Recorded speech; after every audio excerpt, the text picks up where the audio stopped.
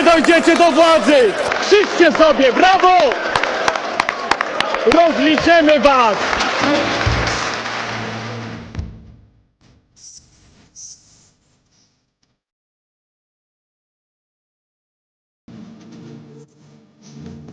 A my go kochamy za to, jakim jest Polakiem, broni polskich wartości, wierzy w Pana Boga. Szczęść Boże.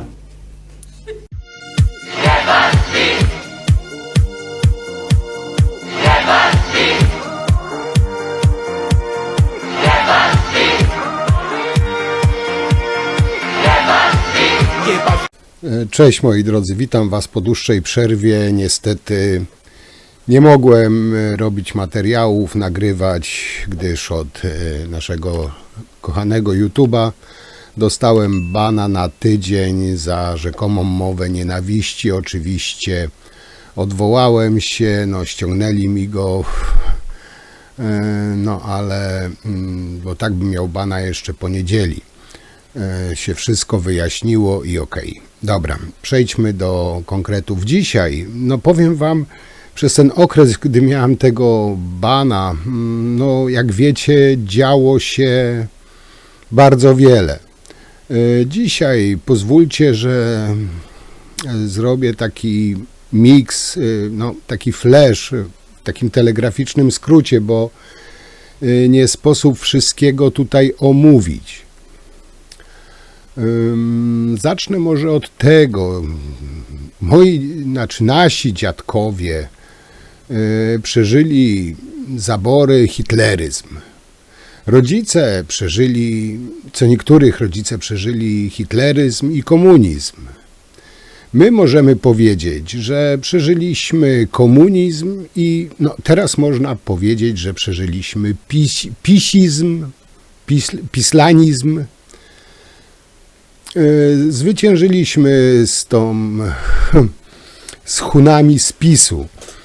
I zanim przejdę do konkretów, chciałbym Wam przypomnieć, też tak bardzo krótko w sumie, jak działał Sejm za rządów PiS-u, bo jak wiem, szczególnie pisowcy mają bardzo króciutką i wybiórczą pamięć. Tak, na odświeżenie też tak króciutko.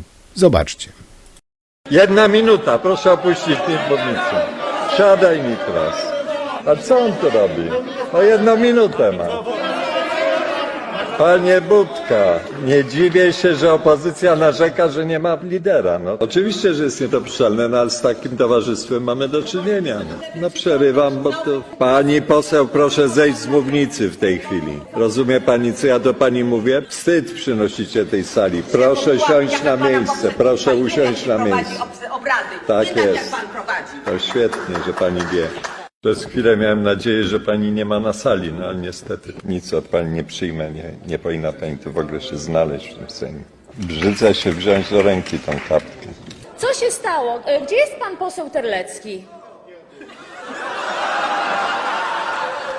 Halo, to ja. Siadaj, pajacu. Proszę opuścić. Tak, pan może sobie żądać. Proszę mi nie pluć tutaj, dobrze? W tamtą stronę. Bardzo pana proszę. Przez chwilę miałem nadzieję, że pani nie ma na sali, ale niestety pani Ale nie. jestem zawsze, bo jestem... Pan poseł Tomasz Olichwer, Koalicja Obywatelska. Pan chyba skończył, nie? Panie pośle, pajacować to może pan gdzie indziej, a nie w Sejmie. Bardzo proszę. Parlament to nie jest miejsce dla politycznych klakierów, a tak właśnie PiS chciałby widzieć. Moi drodzy, pewnie część z Was się ze mną zgodzi, część nie, ale uważam, że upadło coś więcej niż rząd Morawieckiego. Skończyło się coś dużo gorszego niż rządy PiS. Według mnie upadła taka autorytarna dyktatura, skończyły się rządy takich proputinowskich populistów, wyprowadzających, usiłujących za wszelką cenę wyprowadzić nas z Unii Europejskiej. Polska wygrała demokrację, wygrała życie. I powiem Wam, że Mam takie nieodparte wrażenie, że w sumie chyba żadna władza nie żegnała się z urzędami w tak fatalnym i żenującym stylu, jak to zrobił PiS. Oni przejdą do historii nie tylko jako złodzieje, barbarzyńcy, po prostu bezczelne prostaki, ale też jako banda chciwych prostaków bez żadnej klasy, którzy choć miliony już nakradli, to za, nie wiem, 50 groszy by jeszcze na koniec oczy wydrapali. Jak zapewne wiecie, pamiętacie, że budżet Kancelarii Morawieckiego na 2023 rok to 1,5 miliarda złotych. Rok tak naprawdę się jeszcze nie skończył i brakuje już 3 milionów na wypłaty dla pracowników kancelarii. I konia z rzędem temu, co powie, jak kancelaria mogła wydać tak monstrualną kwotę, gdzie te pieniądze wyprowadzono. Mało tego, gdy weszli ministrowie, nowi ministrowie do kancelarii, okazało się, że z biura kancelarii Morawieckiego, czy tam w ogóle z tych kancelarii Rady Ministrów, poznikały też komputery. Powiem wam, że to mi się kojarzy, no chyba tu nie przesadza, jak ruskie po wojnie wpadali i gołocili fabryki, wszystko. Dokładnie PiS robi to, dokładnie to samo. Ogałacają nawet biura rządu z komputerów, z różnych tam urządzeń. Mało tego, wyczyścili nawet konto. No jakim trzeba być chunem, bo chyba inaczej tego nazwać nie można, żeby takie numery robić. Rzeczywistość urojona jest rzeczywistość. Panie prezesie, czy pan... Ale nie, proszę Państwa, Pozwólcie państwo przejść. To możemy się zatrzymać i spróbować porozmawiać. Właśnie pozwólcie przejść. Pozwalają panu. Jakie będzie liczba podpisów? będzie twarda, ale nie będzie totalna. Panie prezesie, a czy wywalczył pan Polskę pana marzeń? Bo miał pan swoje marzenia, w związku z tym widział pan swoją rolę i czy pan uważa, że to jest zadanie spełnione? Proszę Państwa, Polska moich marzeń to jest Polska bez polityków, którzy będą działali na rzecz obcych państw. Ja o tym bardzo wiele razy mówiłem. Jaką państwo... A pogratuluje pan... Szefa padł. Właśnie. Będzie się pan z zamiarem opuszczenia. Chciałby pan przekazać komuś władzę w partii? Do kiedy pan będzie szefem? Zamiarem opuszczenia. Proszę Państwa,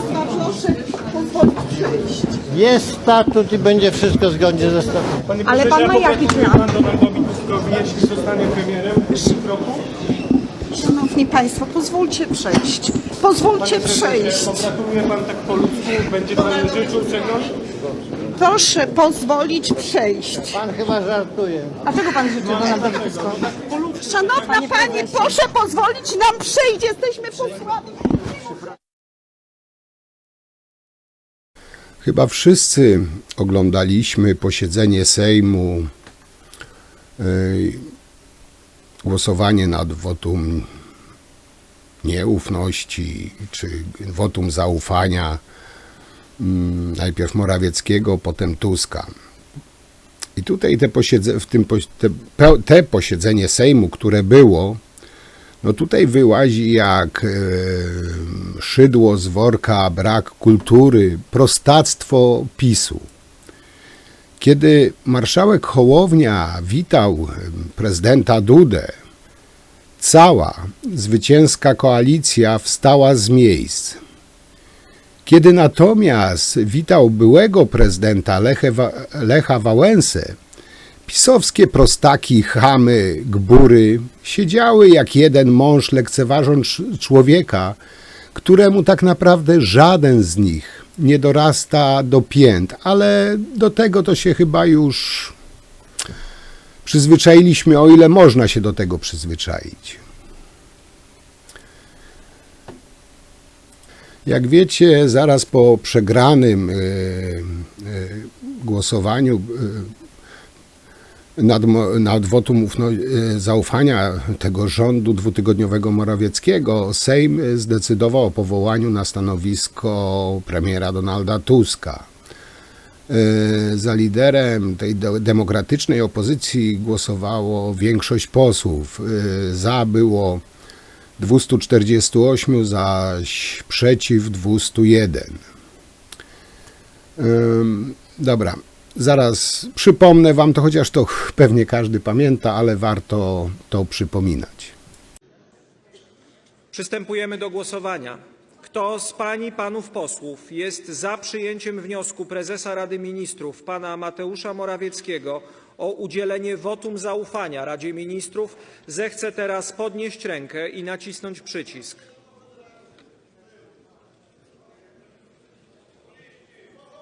Kto z państwa jest przeciw?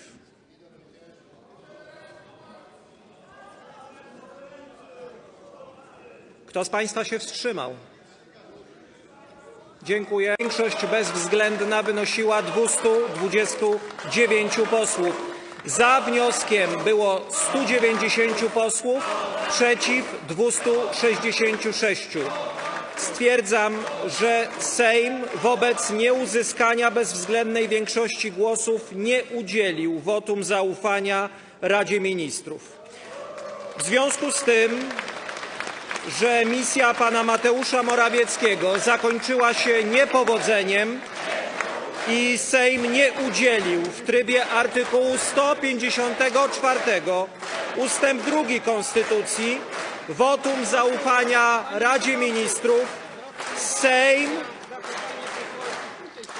a ja, drogi panie ministrze, panie pośle, chcę dokończyć formalności związanych z tym punktem porządku dziennego. To ważny moment. W związku z tym, że Sejm nie udzielił w trybie artykułu 154 ustęp 2 Konstytucji wotum zaufania Radzie Ministrów, a misja pana Mateusza Morawieckiego zakończyła się niepowodzeniem, inicjatywa wskazania premiera i Rady Ministrów przechodzi teraz, zgodnie z artykułem 154 ustęp 3 Konstytucji, w ręce Sejmu Rzeczypospolitej Polskiej.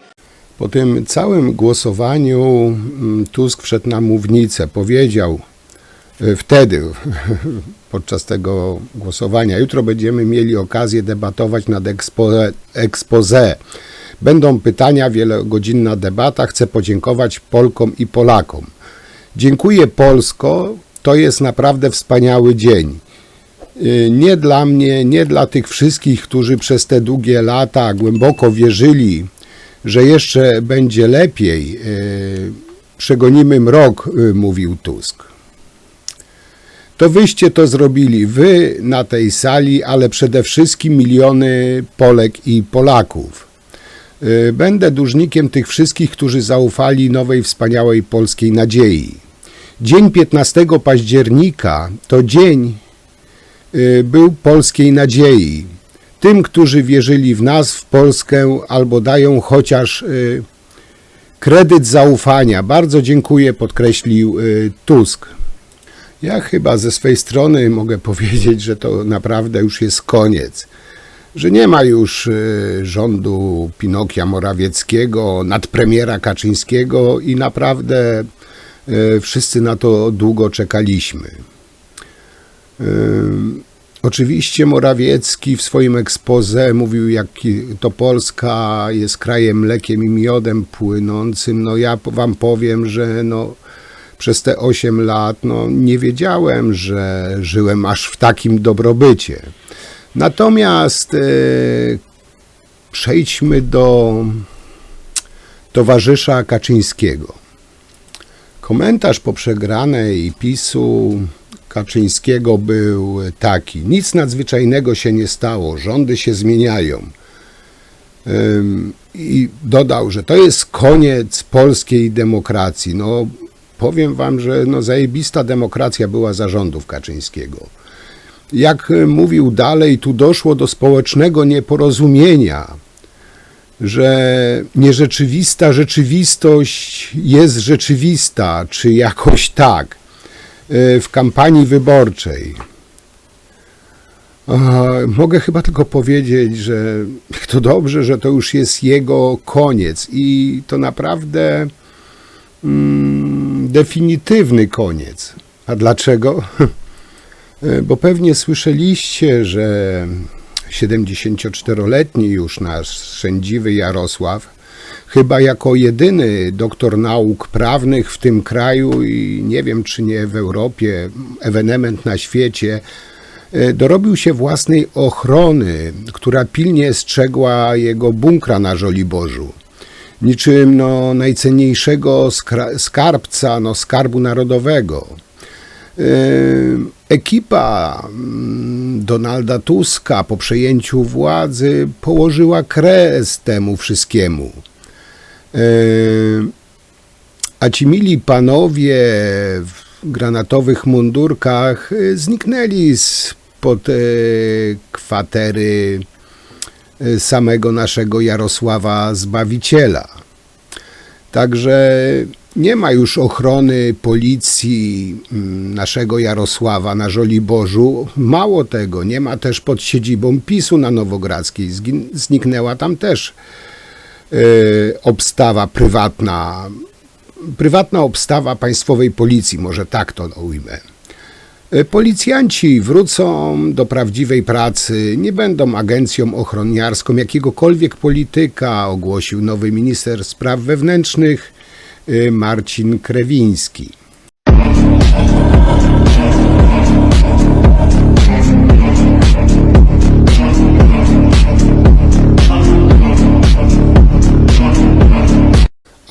Widzicie, i bym zapomniał. Pozwólcie, że jeszcze wrócę do chwili, kiedy były wybory na premiera, głosowanie.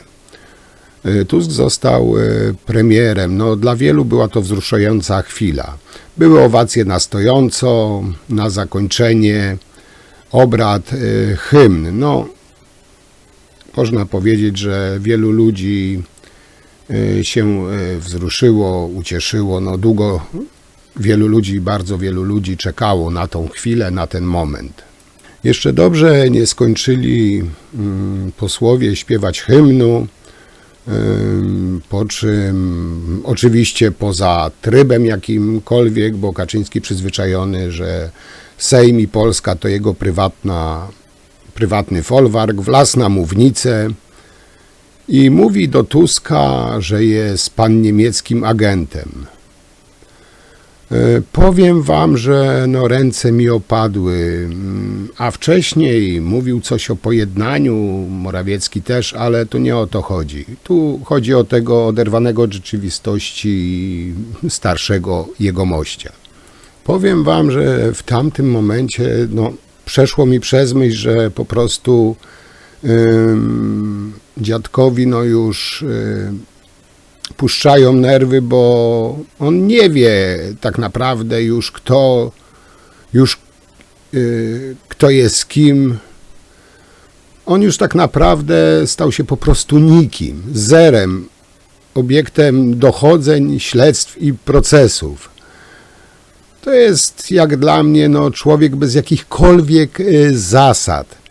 Stary, sfrustrowany psychopata, który musi mieć wroga, bo inaczej nie potrafi prowadzić jakiejkolwiek polityki, żeby nie mieć wroga. Oczywiście na tapecie teraz są Niemcy i wszystko co złe to są Niemcy, zresztą o tym wiecie.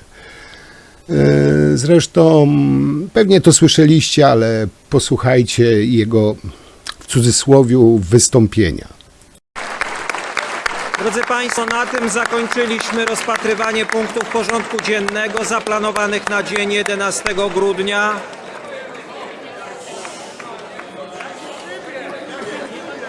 Panie, jest taki tryb, jak ktoś kogoś obraża.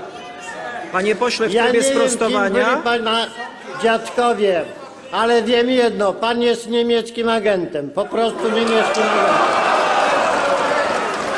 Panie pośle, proszę opuścić mównicę. dziwne są tego rodzaju obelgi rzucane w takim momencie i w takim dniu, panie pośle Kaczyński. Na tym zakończyliśmy rozpatrywanie punktów porządku dziennego zaplanowanych na dzień 11 grudnia. Ogłaszam 15 minut przerwy. O godzinie 19:15 wysłuchamy posłów, którzy zapisali się tego dnia do wygłoszenia oświadczeń. Na miejscu Tuska, czy tam prawników Tuska, bym temu staremu świrowi wytoczył proces.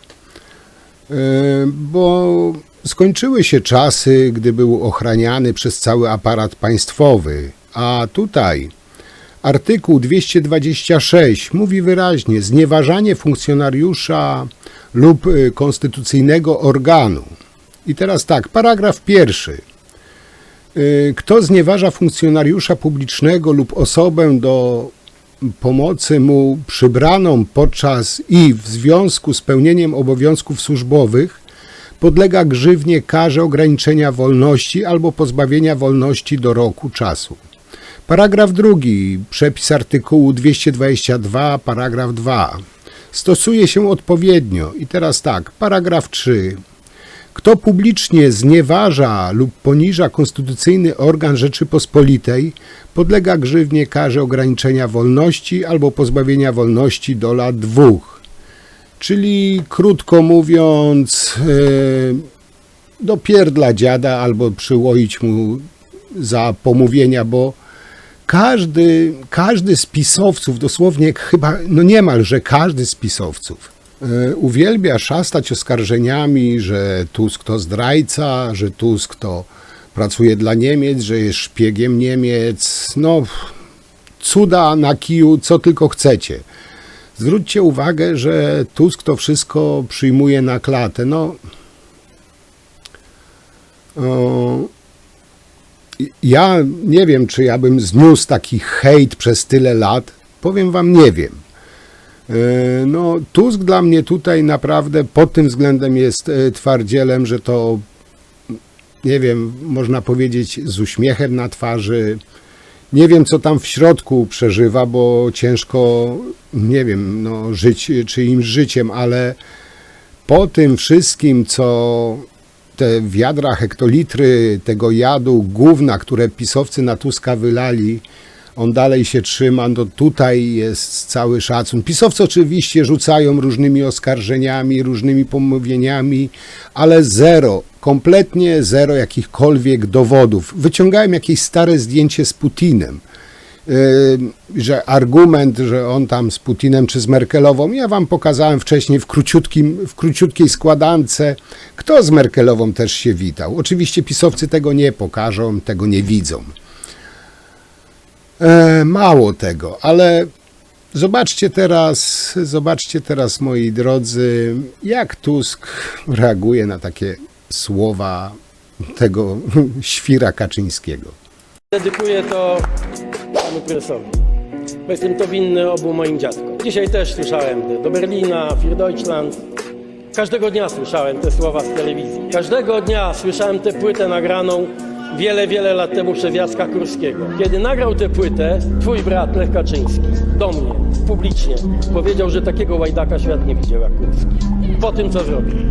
Ale dlatego chciałem to zwycięstwo, pozwólcie tak osobiście, dedykować moim obu dziadkom.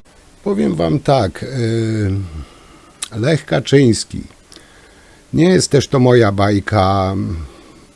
Każdy to wie, że był po prostu marnym, miernym prezydentem z najniższą, ale miał klasę, potrafił też, może z wyjątkiem tego z pieprza i dziadu, ale pomińmy ten szczególik, potrafił też przyznać się do błędu, potrafił jakąś klasę polityczną zachować w przeciwieństwie do swojego brata Jarosława, bo ten nie ma żadnych hamulców. Kaczyński jest dnem kompletnym, tak jak zresztą jego wszystkie przydupasy. Lech Kaczyński potrafił przeprosić Donalda Tuska. Wyobrażacie sobie coś takiego ze strony Kaczyńskiego? Bo ja nie. Prosić Donalda Tuska za element czarnej kampanii, to jak sądzę pan marszałek świetnie wie, że to bez mojej wiedzy, czy też wiedzy mojego brata, zostały wyciągnięte natychmiast wnioski. Jacek Kurski stanie przed sądem dyscyplinarnym, prezes partii nie może zrobić nic więcej, znaczy nie może sam usunąć z partii. Został oczywiście usunięty ze sztabu. Tyle w tej sprawie mam do powiedzenia. Był to element czarnej kampanii. Tak czy inaczej, pisowcy swoją ostatnią wieczerzę zjedli i ich, w cudzysłowiu, rządy się skończyły, choć jak wściekłe kundelki, no, nie przestali kąsać. Kąsają dalej i no już, nie wiem, chyba to można nazwać w coraz większej desperacji są. Nie dociera do nich, że przegrali, że źródełko wyschło, że już nie będą mogli kraść bez ograniczeń, poniżać ludzi, pozbywać ich narodowości, polskości, chociaż to może nie do końca, bo dalej będą uważali, że na przykład Tusk jest zdrajcą czy niemieckim, czy współpracował z Putinem i nie na podstawie jakichś konkretnych dowodów, bo dowodów nie mają. Przez 8 lat mieli cały aparat państwowy, calutki i nawet nie przedstawili mu jakichkolwiek zarzutów zdrady czy współpracy. Wszystko tylko pomówienia i tylko i wyłącznie na pomówieniach się opierali i opierają dalej, bo nic nie mają, bo nic nie mogą mieć.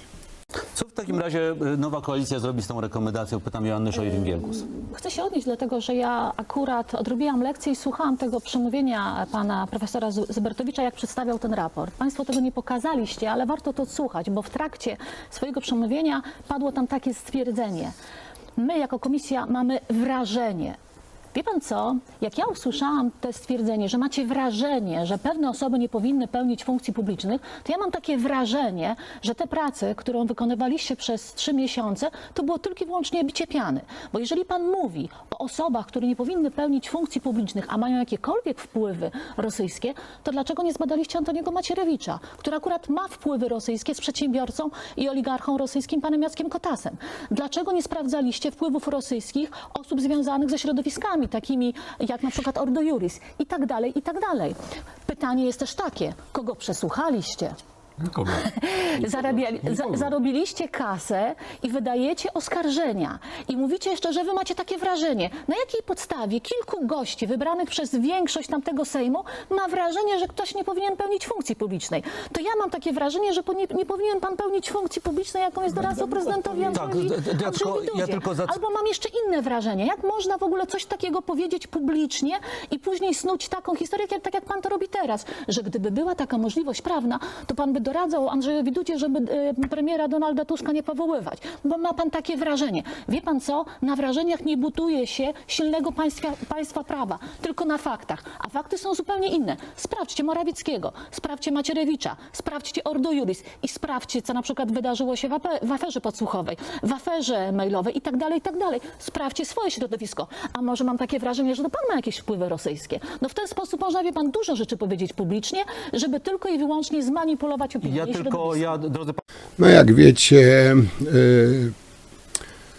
zaczęli strasznie chorować wszyscy. Ja podejrzewałem, wam powiem szczerze, że to sędziowie, prokuratorzy będą mieli pełne ręce roboty po przejęciu władzy przez opozycję, ale okazało się, że najwięcej pracy właśnie nie mają prokuratorzy czy sędziowie, ale lekarze. Masowo zaczęli wszyscy chorować. No, w pisowskiej telewizji, do której za chwilę przejdę, no L4 to tam już, nie wiem, jakaś prawdziwa epidemia jest. Jak wiecie, rząd koalicji rządzi parę dni, ale no, robią czystki niemiłosierne i bardzo dobrze, bo po PiS-ie posprzątać to naprawdę trzeba kupę roboty. Zwolnili nawet szefową CBOS dyscyplinarnie i nie uwierzycie za co. A za to, moi drodzy, że za podawanie fałszywych danych, wprowadzanie opinii publicznej w błąd. No, powiem wam, z takim piętnem powinno wylecieć z pracy nie tylko stado funkcjonariuszy telewizji publicznych, ale i wielu redakcji. PiS bardzo często powoływał się na CBOS. Jak się okazuje, pani funkcjonariuszka, szefowa z nadania PiS, fałszowała dane, które, żeby były bardziej przychylne PiS-owi niż jakie są w rzeczywistości. A PiS bardzo chętnie powoływał się na te dane CBOS-u. Jak się okazało, były po prostu fałszowane. Zaczyna się od ordynarnego łamania ustaw. Co więcej, w przypadku CBA jest jeszcze kadencyjność. Pani premier Szydło też od razu drugiego dnia zmieniła szefów służb. Wie pan, nie byłem przy tym, nie wiem, czy wtedy obowiązywało to prawo. Zresztą, moi drodzy, czego oni nie fałszowali? Może by było krócej. Nawet Cenkiewicz potrafił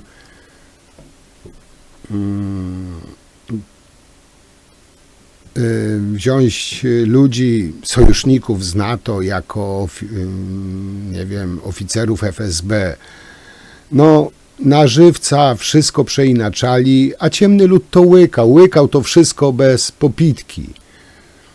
I dalej został twardy elektorat, który to wszystko łyka. I powiem wam, że nie podejrzewam, żeby łykać nie przestał. Jak wiecie, pierwsza transza pieniędzy z KPO jest odblokowana. Rząd Tuska w ciągu niespełna pierwszego tygodnia złożył już chyba bodajże to się nazywa podania o wypłatę reszty pieniędzy. Zrobił to w niespełna tydzień, 2 złożył, czego PiS nie potrafił zrobić przez 2 lata.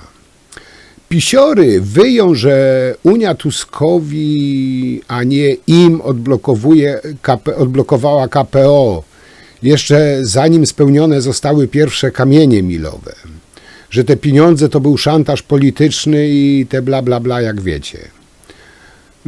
Tylko nie wezmą pod uwagę jednego drobniutkiego szczegółu. W każdej umowie kredytowej ważne są nie tylko klauzule umowne, ale również wiarygodność kredytobiorcy.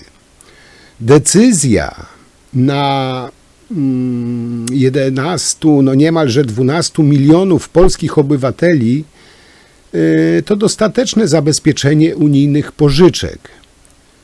Pożyczek, które są 10-krotnie tańsze niż te, które brał Morawiecki u Chińczyków.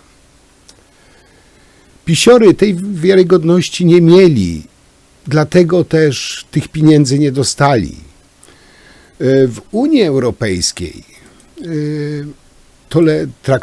tolerują, akceptują partnerów do rozmowy, a nie roszczeniowych buraków, którzy kasę unijną traktują jak bankomat, gdzie nie trzeba nic poza wymaganiem. Niestety tak to nie działa.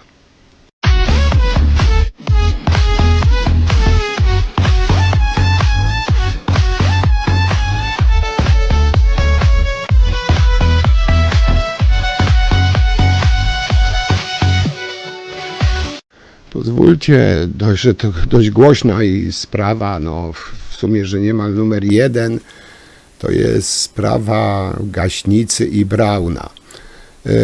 Tutaj postaram się zrobić osobny materiał na ten temat, bo myślę, że zasługuje na osobne omówienie, a nie chciałbym tutaj za bardzo skracać tego wszystkiego, także ten temat pominę.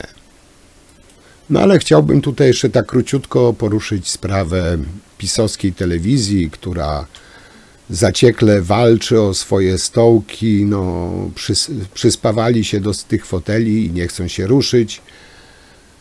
jak wiecie, zorganizowali potężny protest w obronie wolnych mediów. No, protest był przeogromny. Dotarłem do fotki, która pokazuje ogrom ludzi, którzy przybyli bronić TVP. No, jak widzicie na załączonym obrazku, no, nieprzebrane tłumy przyszły bronić pisowskiej telewizji. Na moje oko w Lidlu na promocji Karpia było więcej ludzi niż pod telewizją polską. No ale oczywiście nie wiem, tam szacunkowo 150 do 200 osób.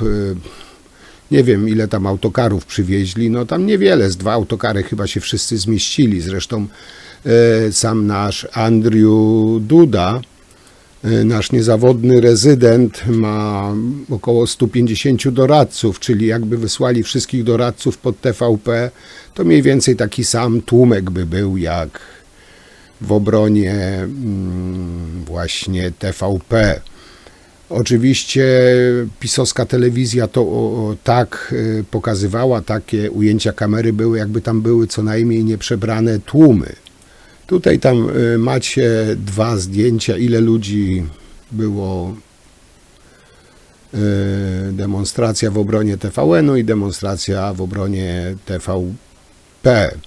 W TVN-ie, tak jak powiedziałem, ja praktycznie żadnej telewizji nie oglądam, bo no, trzeba szukać wielu źródeł, nie tylko telewizji, ale w demonstracji w obronie TVN-u było gro młodych ludzi. Średnia wieku w obrońców TVP to plus 70.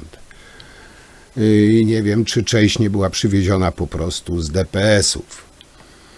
No, oczywiście nie mogło zabraknąć starego komunisty Pietrzaka i młodego przydupaska, który no, przechodzi z rąk do rąk, czyli Oskarka. No, Oskarek to oczywiście przypadkowy przechodzień, udzielał wywiadów, no, bronił zaciekle jak cnoty własnej siostry, właśnie niezależności TVPiS. Funkcjonariusze TVP no, trzęsą porami w obawie przed utratą stołków, co nie dziwota. Madzia Ogórek już kilka kontraktów straciła, funkcjonariusz Rachoń podobnie. Kiełczek miał bronić, wyjść ostatni z TVP, nagle złożył wymówienie już o sam. No i oczywiście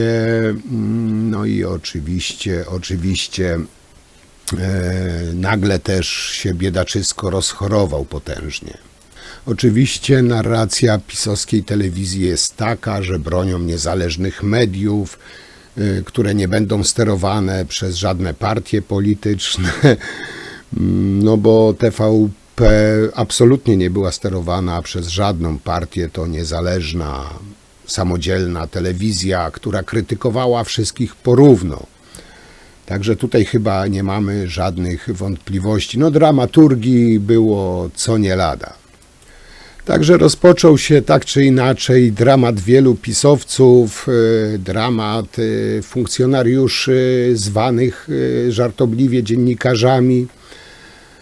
Wszyscy trzęsą porami, kombinują jak koń pod górę, jak z tego wszystkiego wybrnąć. Przypomina mi się to czasy powojenne, kiedy Niemcy też tłumaczyli, że wykonywali tylko rozkazy, że oni niewinni. Znacie to i to się robi podobnie. Wielu lokalnych działaczy PiS rzuca legitymacjami PiS. Po prostu szczury uciekają z tonącego statku. Podobno funkcjonariusze PiS będą przykuwać się kajdankami do kaloryferów w siedzibie TVP, że nie oddadzą łatwo ani guzika i w ogóle całego gmachu telewizji, będą tak zaciekle bronić. Tylko tutaj ta sprawa z przykuwaniem się przez pracowników TVP do kaloryferów troszeczkę się komplikuje, bo Zdecydowana większość pomieszczeń, które jest w siedzibie TVP, ma ogrzewanie podłogowe. Także tutaj mogą mieć mały problem z przykuwaniem się do grzejników. Może tego nie przemyśleli, ale mam nadzieję, że będą to transmitować na żywo, bo bardzo chętnie bym to sobie obejrzał, włączył i transmisję live bym na żywo oglądał. Tak czy inaczej, koniec jest spisu. Koniec ośmieszania Polski na arenie międzynarodowej, koniec niszczenia naszego kraju, koniec tego zamordyzmu, średniowiecza, zacofania. Jeszcze kąsają, jak to ranne zwierzę, będzie kąsać, póki jeszcze ma siłę. Ale to są ich już ostatnie podrygi. Moi drodzy, ja Wam bardzo dziękuję. Mam nadzieję, że już więcej banów nie dostanę od szanownego YouTube'a. Jak zawsze w niedzielę serdecznie Was zapraszam na mój drugi kanał, na vloga. Dzisiaj Wam już bardzo dziękuję. A w Sucharze klasyczną orkę pisowców, a szczególnie Morawieckiego. Trwa 10 minut, ale miód na uszy, także serdecznie polecam. A na dzisiaj to tyle i następny materiał prawdopodobnie zrobię o świrze Braunie, bo wart jest tego, żeby poświęcić mu więcej czasu i rozwinąć ten temat. Także na dzisiaj to tyle. Dziękuję Wam bardzo i do zobaczenia przy następnych materiałach. Cześć!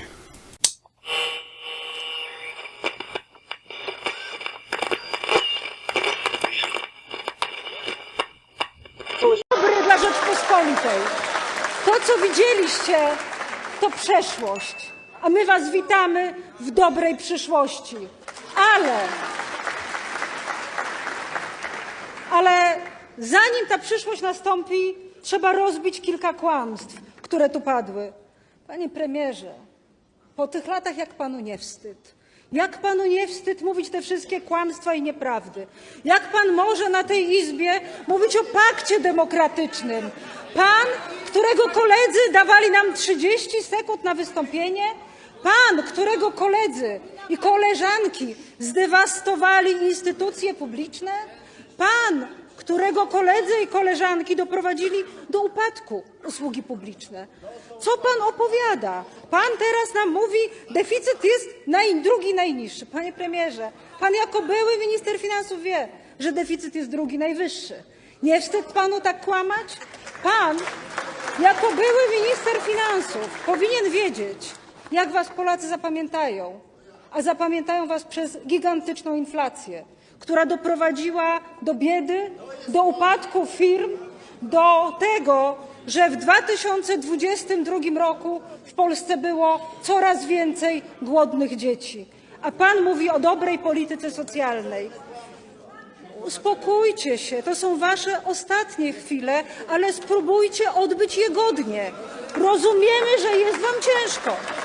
Rozumiemy, że jest wam ciężko słyszeć prawdę o waszych rządach. Bardzo państwa proszę o spokój. Pan premier mówi o bezpieczeństwie, o bezpiecznej granicy. To spójrzmy na granicę. Na jednej granicy konflikt i kryzys zbożowy, do którego doprowadziliście swoją nieudolną polityką międzynarodową, a z drugiej granicy na zachód nie można wyjechać przez waszą politykę.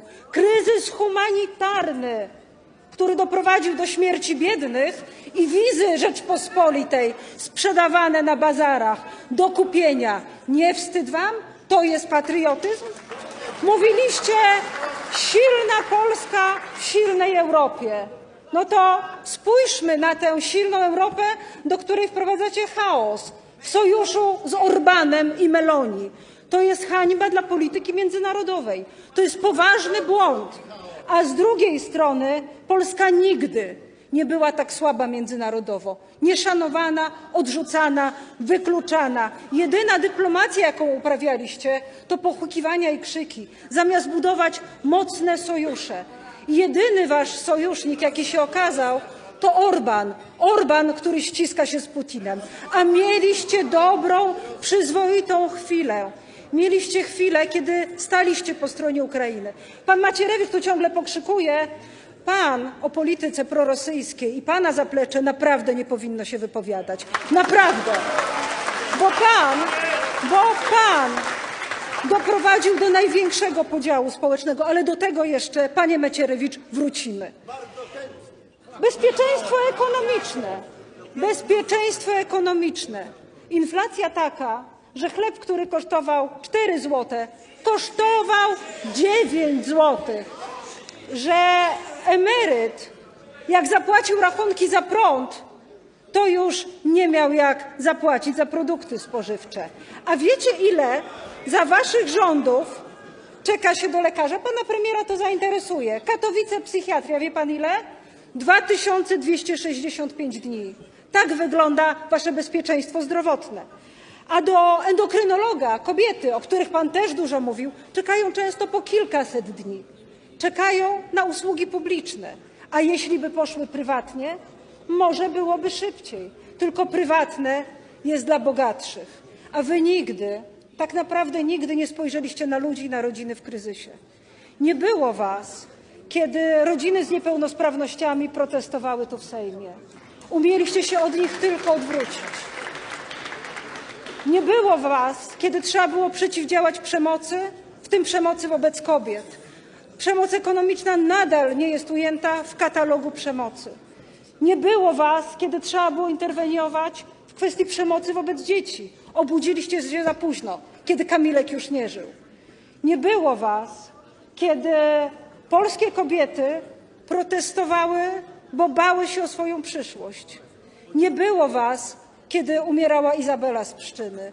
Nie było was, bo to była wasza decyzja polityczna. Bezpieczeństwo wewnętrzne. Może tu chociaż lepiej poszło. Nie, dzisiaj Polki i Polacy boją się policji. Doprowadziliście do upadku tę ważną służbę i zhańbiliście polski mundur.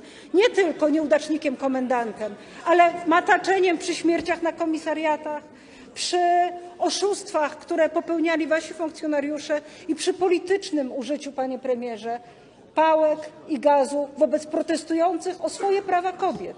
Woleliście chronić jednego polityka zamiast dbać o bezpieczeństwo publiczne. Tu was po prostu nie było. Mówicie teraz tyle o demokracji, o praworządności, o wolności słowa. Kto jak nie pan, panie prezesie Kaczyński, tak dzielił Polaków, mówiąc o gorszym sorcie? Czy to miało budować polską wspólnotę? Pan mówi, że Polska jest silna wtedy, kiedy jest niepodległa. Tak, panie prezesie, niepodległa i demokratyczna. Wtedy, kiedy w tej wspólnocie trwa dialog i porozumienie, a nie wtedy, kiedy się wyklucza i szczuje w TVP.